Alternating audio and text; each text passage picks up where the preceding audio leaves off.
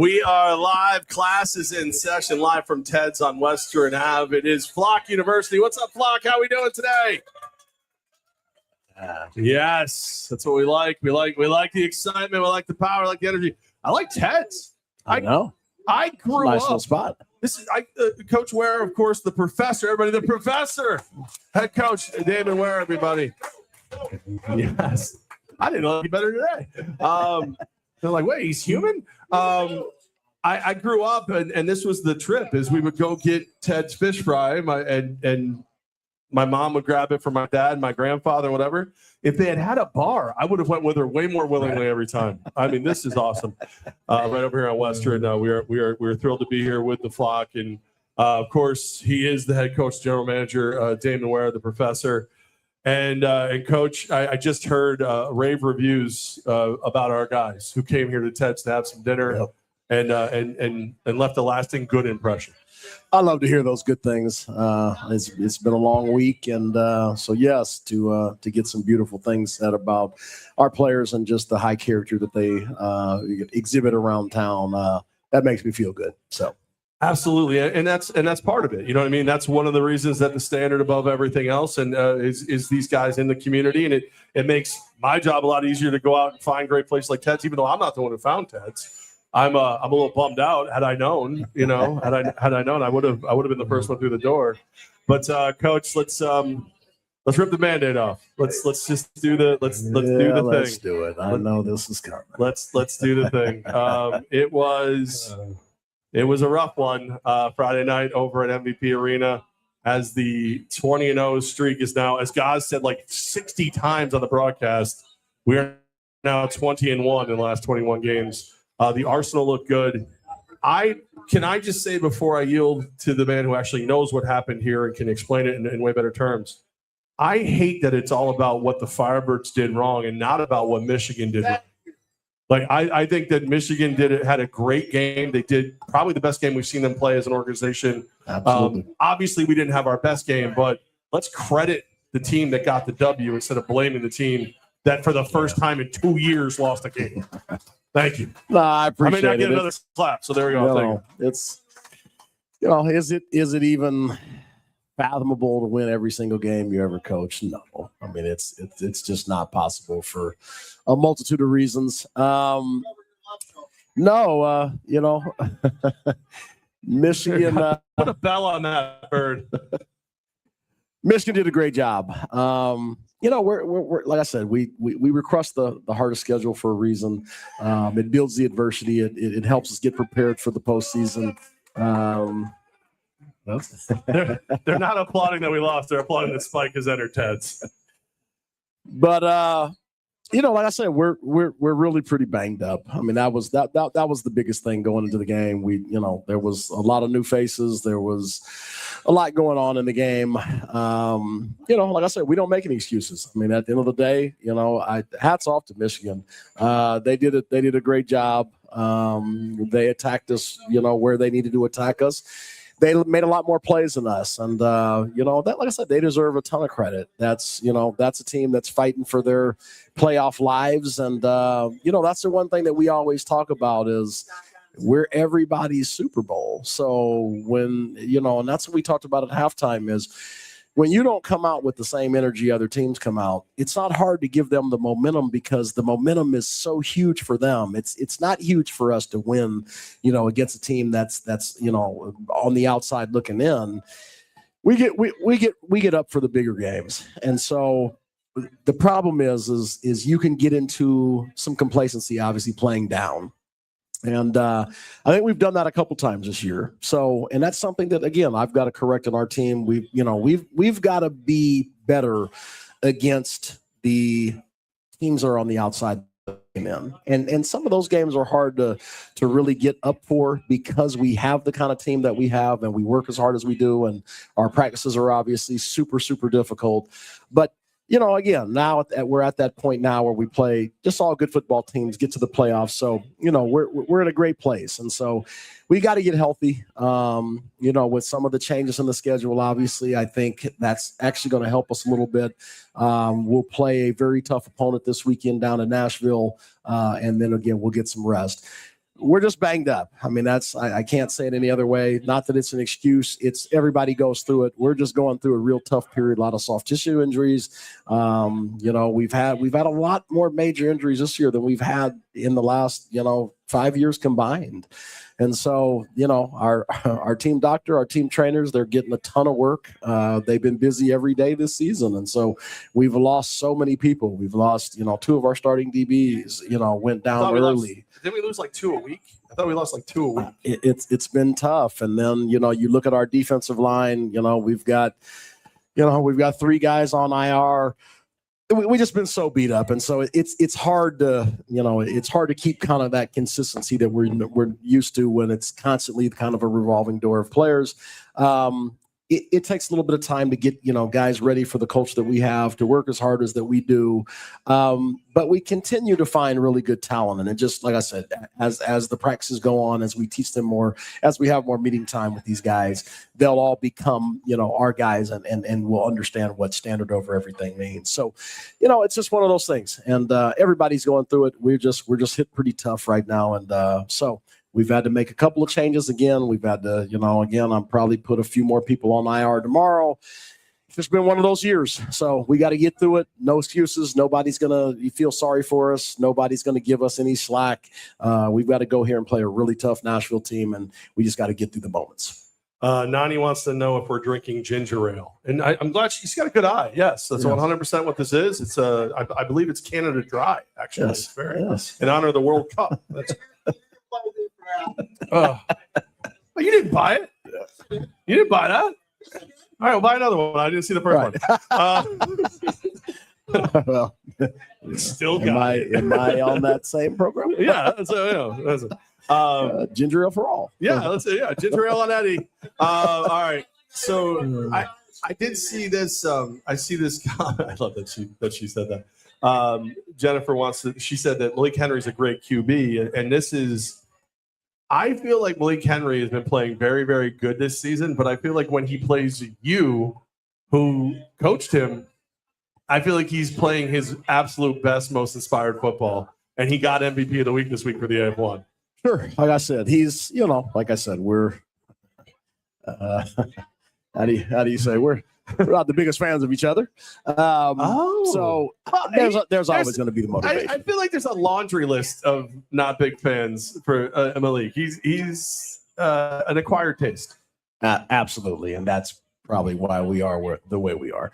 But at the end of the day, like I said, we got to spend a little bit of time together. I think when he first got here, obviously, again, started off on a very good standpoint, and then it just kind of digressed. And like I said, at the end of the day, it's there's a way I want things done, and there's a way I don't want things done. And like I said, it just wasn't a good marriage between himself and I.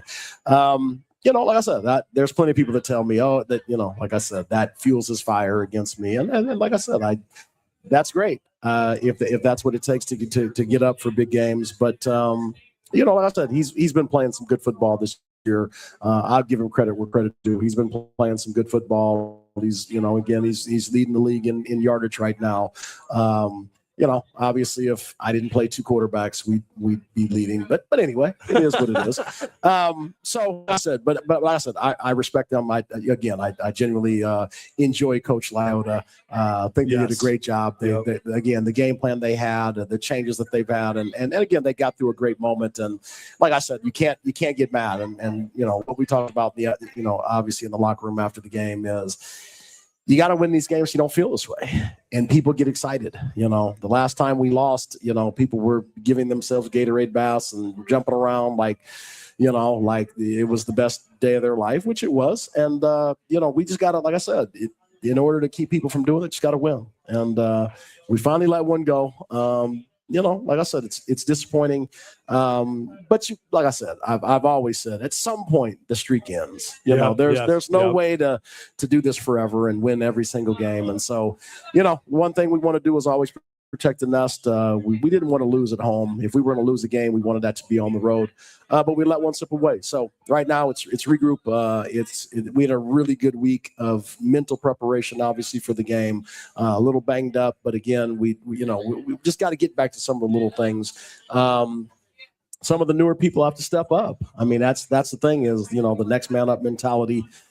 Some of the new guys just have to step in and perform. And so we needed to spend a lot of time, obviously, on being just more cerebral, getting a little smarter, and then just understanding the culture, because that's the hard thing is when you bring a lot of new people in is they've got to figure out, from a football standpoint, they've got to figure out, again, how we do things, the culture, and then live up to all those expectations. And so it takes a little bit of time, but we're real excited about, we'll still have a really, really good football team that's going to compete. It's again, all is not lost. We just got to get some guys healthy. There's some really, really good pieces to our team that just aren't, going to be on the field for a little bit. And so we just got to keep chipping away, keep executing good football. And but like I said, this is for all the marbles. Obviously, us versus Nashville, it really is for the top of again, the totem pole. And we're used to being on top, and we're going to give our all, obviously, this Saturday. And hopefully we can come up with a victory. Absolutely. That's always the goal. And by the way, if you're looking for a great place to eat some amazing food, get a nice cold beer, you can do it right here at Ted's Fish Fry and Bar, 1186 Western Avenue. The Flock is in the house. What's up, Flock? How you doing? Well, I realized this had a bar to it. I walked by and I saw Ted's Bar, and I was like, I'm going to keep going to the next door. And here we are. So anyway. I just want to point out that Tommy Gross he's been here since the game ended on Friday, getting ready for Flock University. He met me at my truck. I got out of my truck, and there's Tommy, like, jumping out like, Michael Myers, like, but he let you walk right around the building, Coach. I thought, Tommy Gross, you got one job. Make sure Coach goes in the closest door. That's come on now. What are you doing? I guess there's so many stupid cliches that are out there, and as the stupid radio guy, I have to bring them up. I know. Here we go. Yeah. Yep.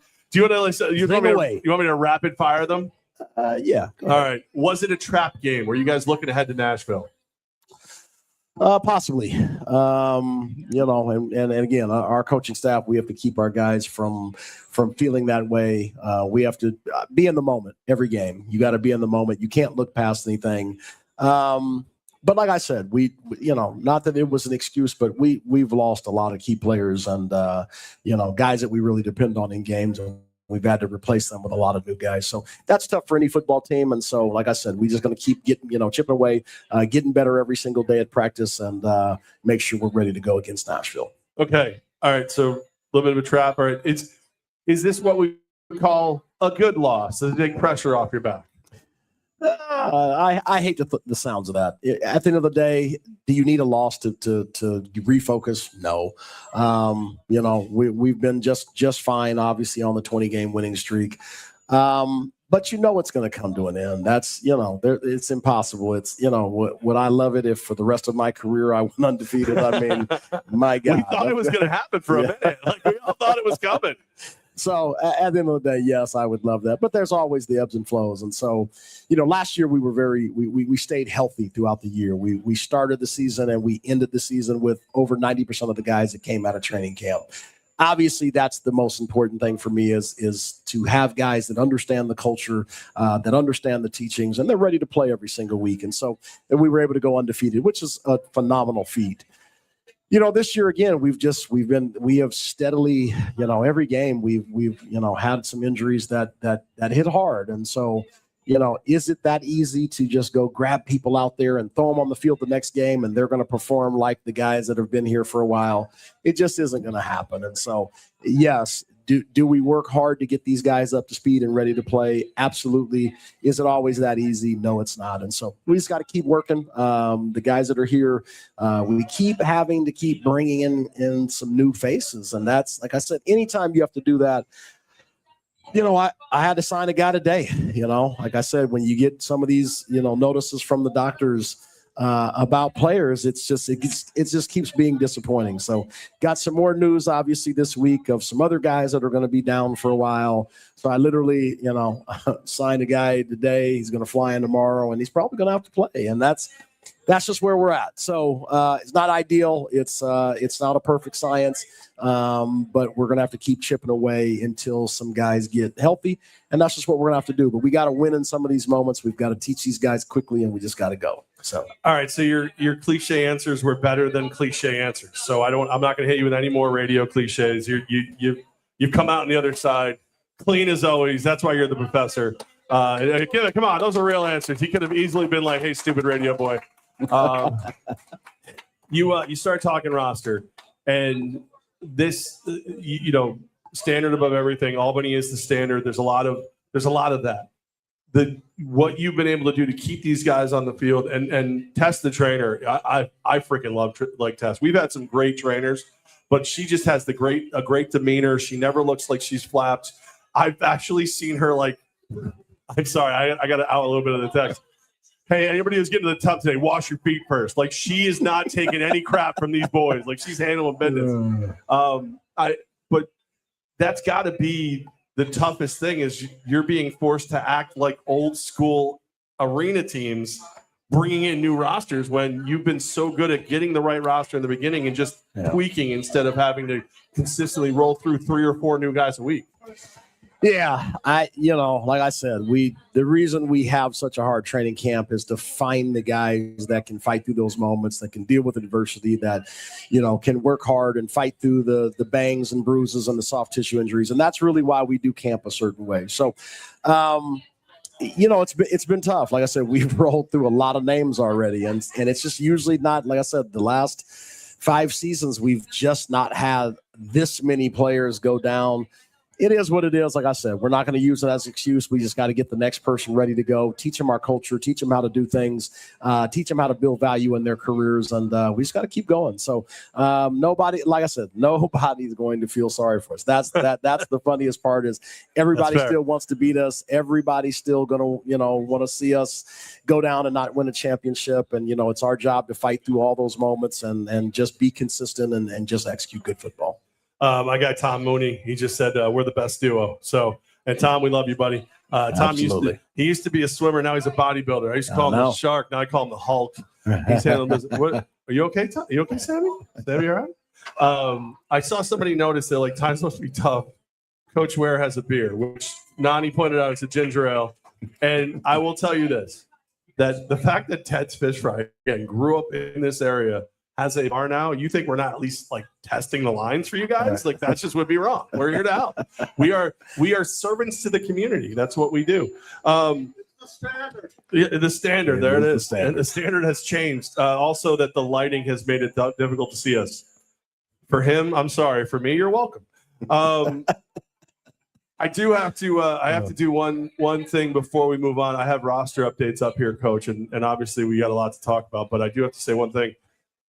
I just want to apologize to everybody for the loss. I was on the call. I did color commentary for the call, and boo indeed, my friend. We never lost when I wasn't on the call. The first time I was on the call and wasn't wearing a hat, we lost. Yeah, well, we got to correct that. That's I said to Corey here at Ted's. I was like, hey, if you're going to wear the rings, you got to wear the losses. So I take full responsibility for the loss.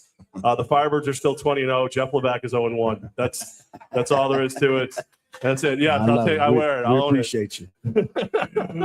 Again, they're not broad, but they're big shoulders. I got you. All right, let's talk about this roster. You talk about we're flying some guys in. We're making some moves. You guys are leaving for Nashville in the next couple days. How is the team going to look when you get there? We're gotta wait till I get some people into the league to announce them. But we did bring in one. Hey, Gary Compton, I know you're watching. Could you just hurry up, please? Thanks. I'll text him. We brought on one defensive lineman, Rick Diabreu, played at TCU.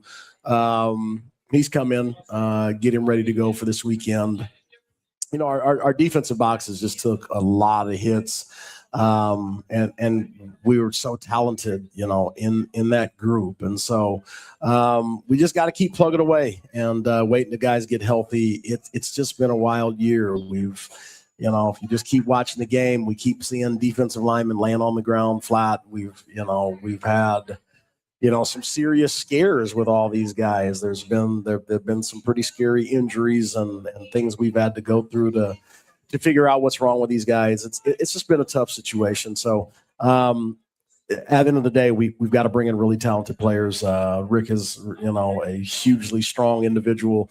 He's come right in and definitely showed some prowess. Now he's just got to, like I said, he's got to meet our expectations, meet the standard, and obviously do some things. Obviously, he'll go with us to Nashville this weekend. I will add 2 more pieces tomorrow to the roster once everything is said and done. We'll get 2 more people announced for next week's show. I'm not talking about the ease in which to play the game or the position, but for what your game plan, what Brandon Cisse and the rest of the coaching game plan is, what is the easiest plug and play position? Like, again, not saying it's an easy position, but when you see somebody and go, okay, I can put that dude in right now, is it defensive line? Is it wide receiver? Like, where is it? Definitely it's going to be defensive line. There's only so many calls to learn. So, realistically, again, could you get in there and learn the calls and get after it and have a solid game? Absolutely. So I would say defensive line is probably the easiest for us to plug and play right now. Coach Cisse is doing a great job of getting these young men ready to go. And like I said, I'm sure as he is, myself, we're losing so many good kids, and that's tough. And like I said, we just found out one is going to be lost for the season. So we've lost a lot of kids, and we just got to keep plugging and playing. Like I said, nobody feels sorry for us. No, that never happens. Special delivery Mike wants to know how Kadir Shepard is doing. We were very scary moment. He ends up face down on the turf. How is Shepard?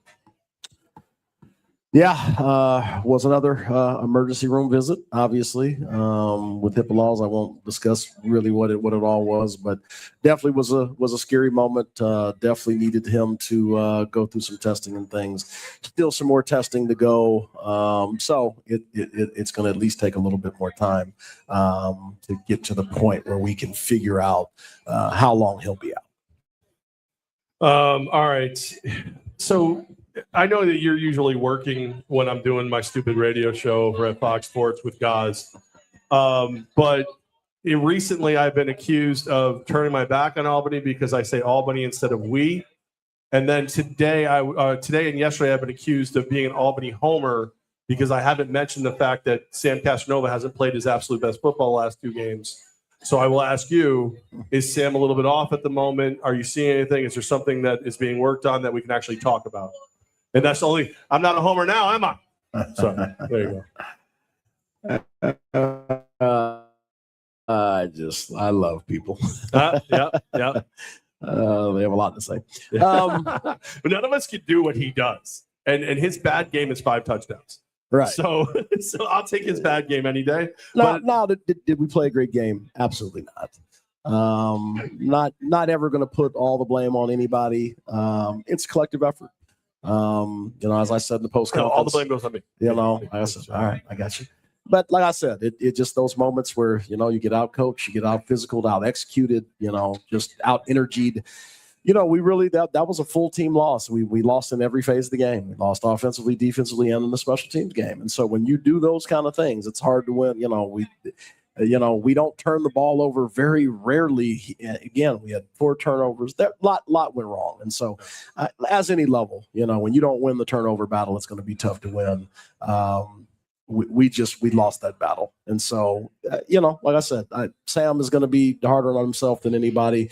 He's very similar to myself. We're going to be way harder on ourselves than anybody else can be.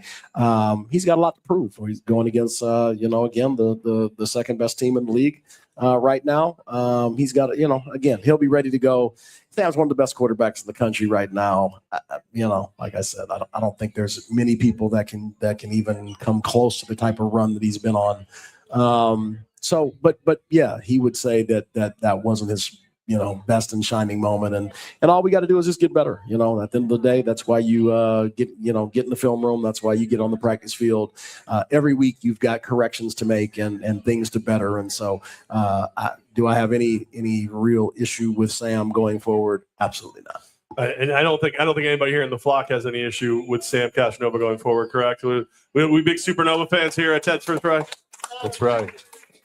Yeah, I've hit that level where it's you hear me one week, you believe what you want to believe. You hear me the other week, you believe what you want to believe. We all know how special Sam Castronova is. We've watched him grow and get better and better as he's been here and as he's just matured. And the dream is he's too good to play here next year, that he gets picked up by an outdoor league, and that's a beautiful thing. And that's obviously the hope, is that he will get an opportunity. He deserves it. He's earned it. He's worked hard. He's had a great run. And like I said, as I told him, I just feel that he's done everything that he can do at this level. And again, he just needs that opportunity. He just needs, to get into a camp, to have a full couple of weeks to prove what he's worth to somebody. And again, all he needs to have is one person like him and want him, and then that's all it takes. And so I think if he goes to camp, I showed him a couple messages I had sent out to some teams in his regard, and exactly what I said, and I meant it. So it's time for him to get an opportunity. Somebody's got to do it, and he's going to help somebody win some games. They just got to, pull the trigger and get him in for training camp. Absolutely love it. Before we move on to the travel, obviously our schedule has changed. In the interest of not going into too many details, Oregon no longer with the league. The league has said, Oregon, we appreciate your services, but bye-bye. So you go from a trip to Nashville, a trip to Kentucky, and then home for Nashville with bye weeks in between. Now Kentucky replaced by Beaumont. That's a trip you made earlier in the year. How, and I know it's one game at a time, but I know you have at least an eye on the future. One of my other bosses once told me, it's my job to stand on a chair and look down the hall. You have to stand on a chair and look down the hall. Yeah. How has that view changed for you? Well, not at all. Like I said, the big games that we needed to worry about are intact. Obviously with Nashville, I feel that's our biggest rival right now. I feel we've got a really good rivalry. Just highly respect Coach Arbet, what he's done. He's done a phenomenal job in his career. So him and I going against each other, it's just really fun. It's two well-coached teams, different philosophies, how we do things. Like I said, it's just really a fun game every time we get together. So that's intact. Having the game smashed in between, Kentucky, Beaumont, that game really wasn't the biggest worry or concern. But at the end of the day, like I said, what we always do is you've got to make the schedule work for everybody. And so for us to have to change a little bit to make everything work out for every team, that's what you got to do in these moments. Like I said, nobody wants to go through these moments, especially myself. But at the end of the day, what is our job? If we're going to continue to grow this league to be one of the best leagues in the country, we've got to fix things quickly. And so we were able to get everybody together. Everybody worked together to figure out the schedule, what's best for everybody involved, not just one team. And I think they did a phenomenal job of just getting to a schedule that makes sense and getting the right situations to continue to showcase this great league. And I've seen some people question the stability of the league based on this situation. And I would tell you that this situation shows you that this league is extremely stable, because most leagues couldn't handle something like this. This league has, and it's done what it can to keep the majority of the teams where they need to be, playing the way they need to play, get the fans what they need to have.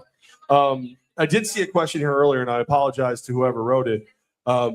Does this mean the players from the Oregon roster are now free agents? Yeah, those guys are free agents as of, I think, yesterday. So there is an ability to go pick up those guys.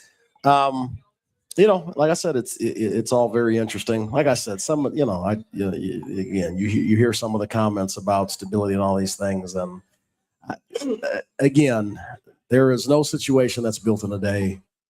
It takes time to build stability. It takes time with the right individuals to build a culture that can be everlasting. It takes time. This is year number 2. We have grown huge from year 1 to year number 2. I am extremely happy with the direction of the league. So some of those comments like we should join another league or any of this, it just doesn't make any sense to me. It's, every league, there's only, one other league out there that's really done anything, from a high standpoint. And they've also been around for 15 years. Obviously, they've gone through the plethora of problems to get to where they're at. At least give us a chance to right some of these things and get better every year.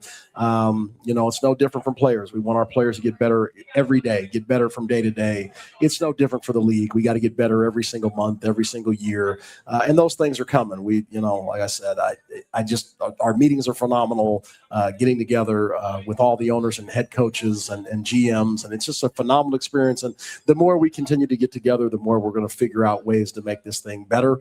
And again, the football landscape has changed a lot. I see there's the one comment that always pops up, and they talk about attendance. Well, you keep bringing up attendance from before COVID, and I just don't understand. Yeah. Like World. what out there right now is not different from pre-COVID. No. Well, I mean, freaking Ted Spitfire has a bar now. I mean, what? The whole world's changing. Everything that I own has changed because of COVID. There's so many things. One of my businesses was making phenomenal money, and it went to the tank, and it's barely making any money. Everything's changed since COVID. That's a life-changing experience. So to keep saying about, hey, back in the day, and even the numbers that I keep seeing are wrong. But you're basically using the number from the championship game as to say that was all the game. But anyway, I will just say this, that yes, pre-COVID, yes, life was a little different. There was more discretionary income. There was more things going on. There was a lot going on that allowed for those things.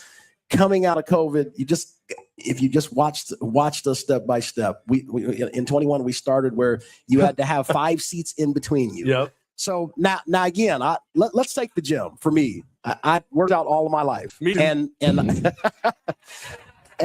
have to laugh. You didn't have to laugh. I didn't mean them to point you, but even for me, so COVID hits. All the gyms shut down, and I've worked out my whole life, been in sports all my life. COVID hits, the gyms were closed down for 7, 8, 9 months. I don't have the same love that I had for working out now as I did before. So I grab a workout like 1 or 2 days a week, and I'm good. And I used to do it 5 or 6 days a week. So even me, when you're without something for a long time, it changes how you look at it. So we went from having these certain things, COVID hits, and now you've got to build it back up. We have consistently, year to year, grown the attendance, grown sponsorships, grown, season ticket sales. So at the end of the day, we're doing all that we can to show the Albany community that we're here to stay, that we love this community, that we're doing all the community event, everything we can. At the end of the day, things have changed a little bit since COVID. So I hate that argument because it's like apples to oranges. If we were talking about, if we never had COVID, then I would understand you using those numbers, but it's post-COVID and the whole world is different. The way I do even my finance is different because I never would have thought something like that would happen to the world where the world shut down. I almost ran out of liquid money. I almost started had to liquidating my properties because What's liquid money? I wasn't ready. What's that? What is savings? Tell me more. Regale me with your story, Coach Ware. Regale me. I tell you. So, like I said, there's so many differences, and like I said, you just can't compare pre-COVID to post-COVID. Plus, my favorite is the people who are home watching it, going, "There's not a lot of people there." Well, right? Because your jackass is home. Like, what are you doing? I will say this. Like, you and I, we've been doing this the same amount of time. Like, I 21. You've been doing it longer than me, but together we've been doing it here in the Capital Region the same amount of time. 21, you come in and everything you said. But at that point, we saw our guy, Mike Korda, who I worked for at Tech East, try to bring the business mentality to arena football. Mm-hmm. And there was some serious pushback. That was one team. That was just one team. And since then, he's taken a bigger role, and now Andy Gelcher has come in, and more things are happening. I used to believe that he's right behind me, isn't he? But I used to believe that I wanted Albany to be league proof. As a guy who grew up here, I wanted us to be league proof. I wanted us to be good no matter what league we played in or whatever. I've learned because of Mike Korda, Andy Gelcher, Jeff Fisher, that's stupid. That's short-sighted. We need to be in a strong league. And for that reason, Mike Korda, Andy Gelcher, and Jeff Fisher are majority owners of this league together. Like, they want us to have a league that will last forever, that a team can play in. Now, I will tell you, it has sucked for me because it means Mike doesn't help me as much here with the Firebirds. But now Matt Woods is doing it and all that. But that business mentality is how the AF1 is going to grow, get better, stronger, and everything. It's how every team is going to start being the business that Albany is. And for that reason, I will tell you this. If there were to be a league merger, any league, they would come under our umbrella, not the other way around. And you can quote me on that. We can bet on it. We can do whatever you want. Everybody wants that business model that's being built by the AF1, by Mike Korda, Andy Gelcher, Jeff Fisher. Like, that's what they want. So trust me, there'll be no one's taking over the AF1. I don't know if you've seen Mike Korda in a dark alley. You ain't taking nothing from that man. Unless it's a fist, which sucked. Even in kindergarten, it sucked. No, so just so we're clear, Mike, can we drink on it? Yeah, we can drink on anything you want, Mike. You're a special delivery, Mike. Whatever you want. All right, let's talk about the trip. More ginger ale? Yeah, some people think it might be apple juice. I think, hold on, let me try another one just to make sure. No, that's ginger ale. That's ginger ale. Tommy Cross, clap for me. I like it. I'll take it.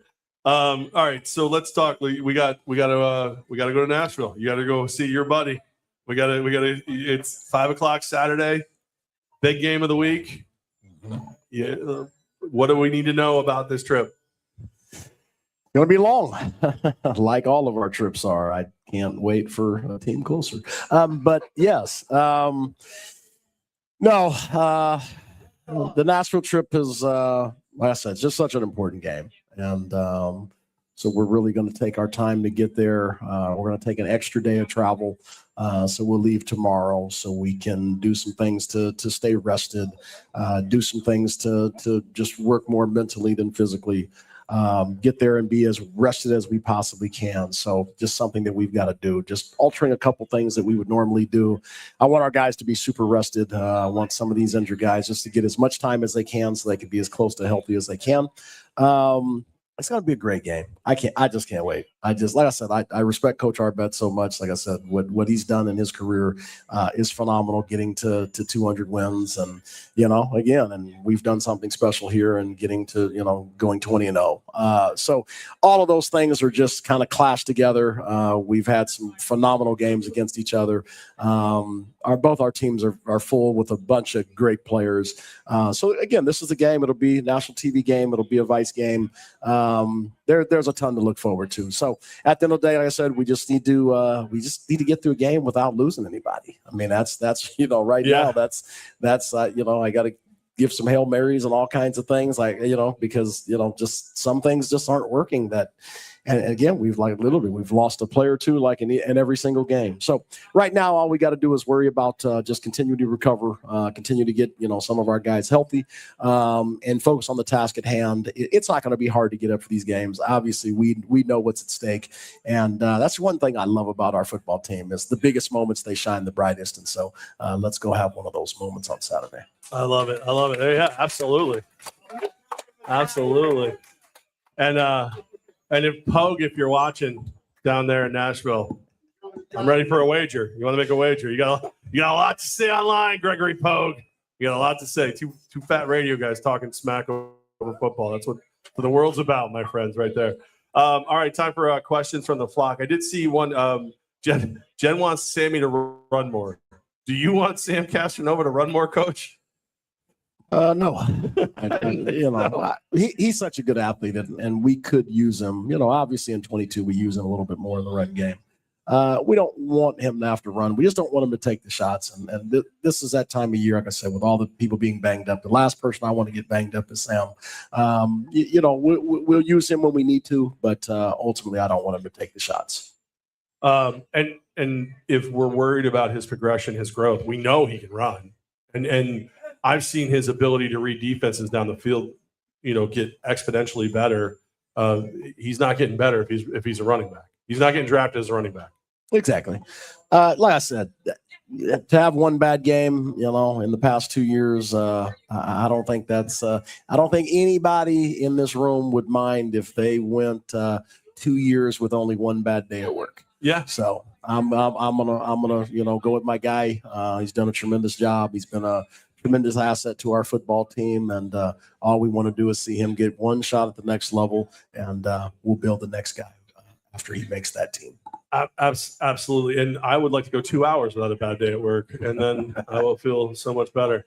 I just any questions here from the flock? It's Ted. Eddie, what do you got? I was wondering if you could talk about special teams game. After the game, the post-game show, you were talking about pitching. That we had this great the extra points. You add that on to the misses on the net, the kickoffs. Is something in his head, or do we need to be? Question is about kicking. For those who can't hear at home, missed some extra points, didn't hit the net a few times. When Evan Bird hits one, we get the worm. We get some other questionable celebrations. Which we definitely talked about. This I was wondering, how is Evan Bird? At the end of the day, as I told him when he came in, he's got the tools in the toolbox. You just have to do two things: 100% on your extra points, and kick the ball off the net and kiss the occasional deuce. That's it. That's it. So our offense will, and I can't do any of that. Put that stupid picture away. Sorry. Our offense will score 9 or 10 touchdowns a game. That gives you 9 or 10 options to kick deuces, and that gives you 9 or 10 points. We need to be in double digits with our kicking game at all times, and so he has a phenomenal leg. Like I said, he just had a phenomenal week of practice this week. The problem is, it has to show on game night. It's one thing to have phenomenal practices. It's another thing that has to carry over into the game. And so we made some changes, obviously, with some operational stuff with him. He knows how much pressure there is on him, and he knows how my standard is. So we've had some very candid conversations. We will continue to fight through those things. We think there's enough toolbox to right the ship and make some things happen. And then there's, like I said, there's always the option if we have to make a change at kicker, we would do so. And so, like I said, he has to perform though. Like I said, we talked about it all week. We need to be in double digits in our kicking game, and that is the standard for this week. And that just must be the standard. It's a pretty good kicker down there in Nashville as well. Rob wants to know if there's been any change to the playoff format. I don't know. No, it's not. Nope. It's 6 teams. Yep. Top 2 get buys. Highest seed hosts throughout. And 3 hosts 6. The way I look at it, 5. Oregon just eliminated themselves. That's all. They were going to be anyway. No offense to anybody who's a big Lightning fan, but it was going to happen. It's just they are eliminated. So that's the only difference. I know that Eddie's concerned about tie-breaking formats. I've seen some other people. I know you're not concerned about tie-breaking formats because the number one tie-breaking format is W's, and that's what your goal is. And if whoever wins this week controls their destiny. Absolutely. But I will tell you, wins, number 1, head-to-head record, number 2, points for, number 3, points against, lowest is number 4. And if we get past that, we just start drinking and we figure it out. Whoever's under the table last wins, and I get to pay the team back. I get to help out, just like the Tartan Army in Boston, drinking them out of beer. That's me. I get to handle all of that business. I got cut off for my jokes. You see what just happened? That's thank you. D Money just said, "Here's your water, stupid. Stop talking." So that all right. So there's that. Any other questions here at Ted's Fish Fry and Bar from the flock? Oh, Eddie, if you got another one, let it up. But just if you economy of words though, Eddie. Thank you.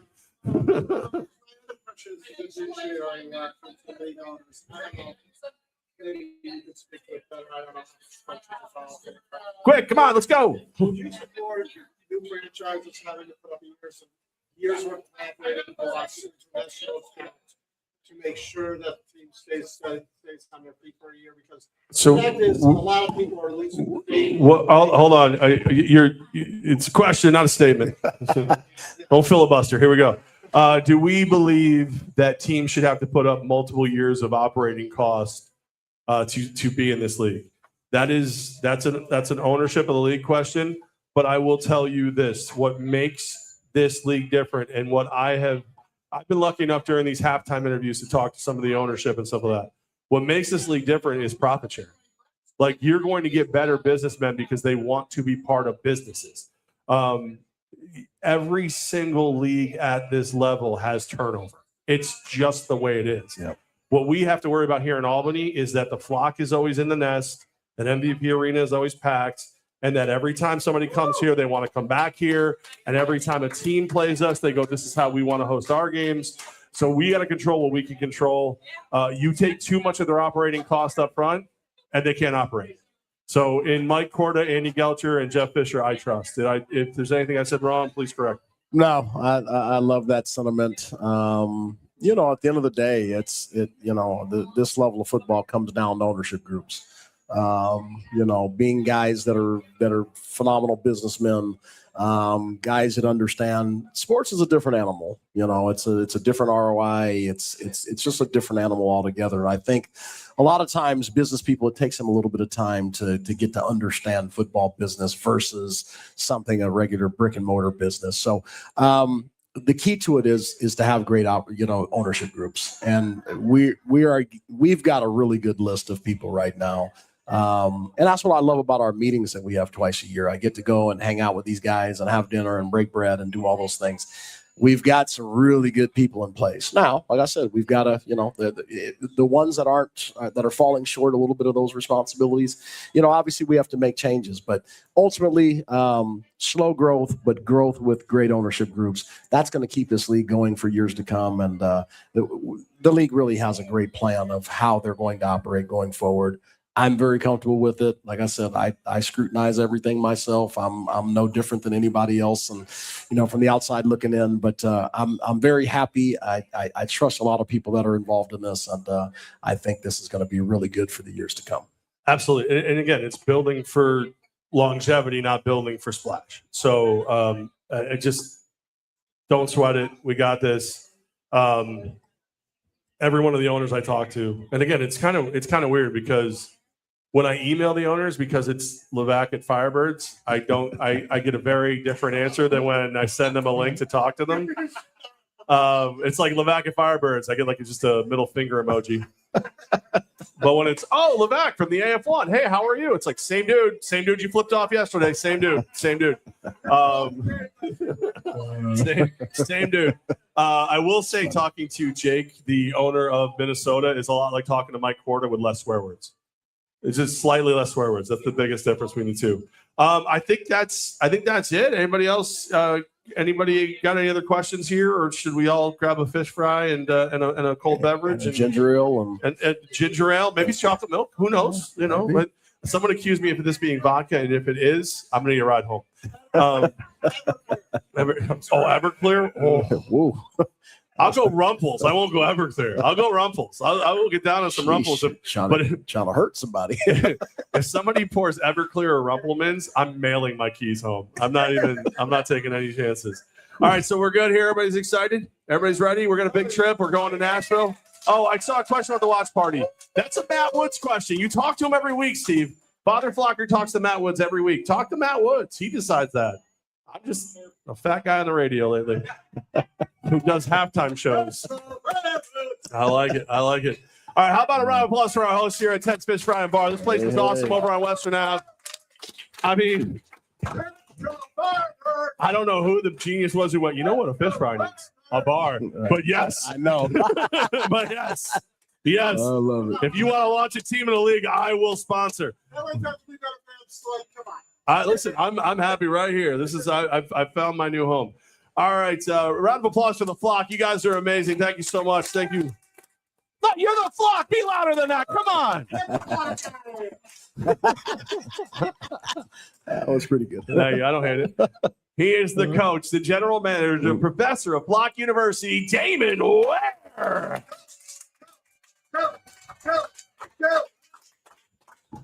I am the manager of all the other stuff.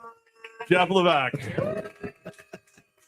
Oh, mixture. That's Not bad, not bad. Listen, the fact that I was on the call for the first time that we lost in 2 years, I deserve. I'll take it. I'll tell you what. Did you get to hear it? Did you get to watch it at all? No, I did. I refused to. All right. Did everybody hear? What do you guys think? Did I do okay? Did you say awful, Sam? Wow, Sam, our restraining order is you're way within it. You're way within the restraining order. Wow, that hurt. That hurt. Jenna, the Lobalbo said I did a great job because I kept Gaz lower so they could see over him, and I kept the person next to me from saying things to the crowd. I don't know what they mean by that, but I did. All right, everybody. We can't end one single class of Flock University without those two simple words. 1, 2, 3. Flock you.